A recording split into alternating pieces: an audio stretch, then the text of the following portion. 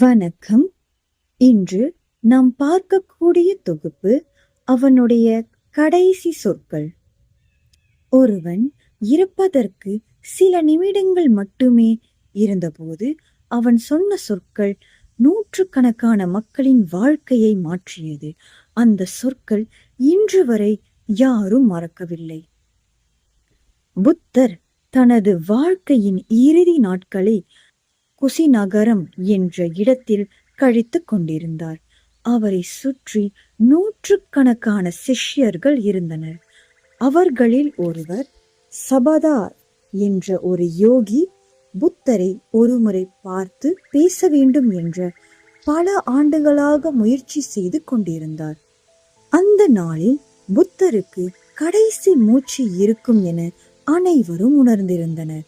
சிஷ்யர்கள் யாரையும் அவரிடம் அனுமதிக்கவில்லை. ஆனால் சபதா எனும் யோகி புத்தரிடம் நேரில் சந்திக்க வேண்டும் என்பதற்காக கோரிக்கை விடுத்திருந்தார். சிஷ்யர்கள் அதை மறுத்தனர்.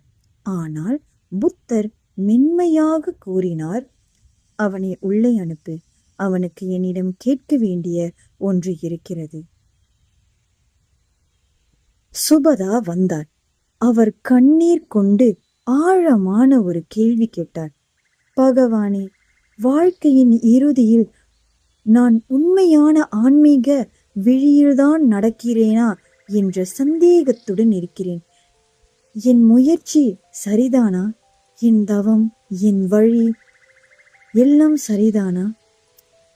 புத்தர் உடல்நிலை குறைவாக இருந்தாலும் அமைதியாக பார்த்து சொன்னார், சுபதா, எங்கு செல்வாய் என்பதற்கான வழி நீ எவ்வளவு தூய மனதுடன் நடக்கிறாய் என்பதில்தான் உள்ளது.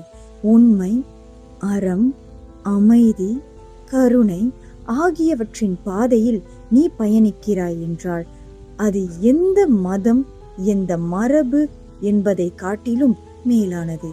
அதைவிட உயர்ந்தது யாரும் இல்லை.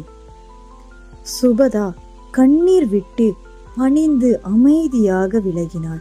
அதற்கு பிறகு புத்தர் தனது முக்கியமான சிஷ்யர்களை நோக்கி நிதானமாக கூறினார், அனைத்தும் நாசமடைவதற்குரியது, விழிப்புடன் இருங்கள். அவை அவருடைய கடைசி சொற்கள். அந்த வார்த்தைகள் அனைத்தும் நாசமடைவதற்குரியது, விழிப்புடன் இருங்கள், புத்தரின் இறுதி மொழி ஆயிரக்கணக்கான மக்கள் மனதில் பதிந்துவிட்டது. புத்தரின் மரணத்திற்கு பிறகு அவரது சிஷ்யர்கள் அந்த கடைசி வாசகத்தை வாழ்க்கையின் ஒவ்வொரு தருணத்திலும் நினைத்து பின்பற்றி புரிந்து கொண்டனர். இந்த கதையில் இருந்து நாம் என்ன தெரிந்து கொள்கிறோம் என்றால், வாழ்க்கை என்பது நித்தியம் அல்ல, எதுவும் நிலைத்ததல்ல.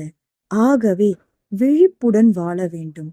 உண்மை, அறம், கருணை ஆகியவற்றின் பாதையில் எப்போதும் உண்மையாய் நடக்க வேண்டும்.